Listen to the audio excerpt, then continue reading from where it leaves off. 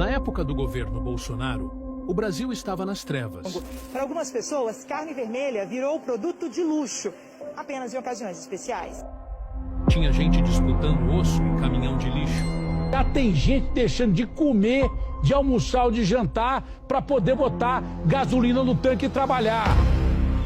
Agora, com Lula, o povo voltou a viver. Fazia muito tempo que eu não vi um supermercado tão cheio, mano. Olha aí. A diferença é clara. No governo Lula, o povo come, trabalha.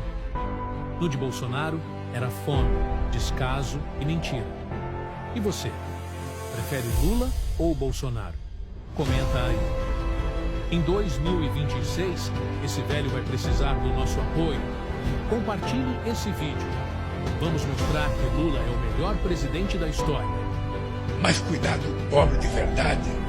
Você não cuida com a consciência da cabeça. É corporação.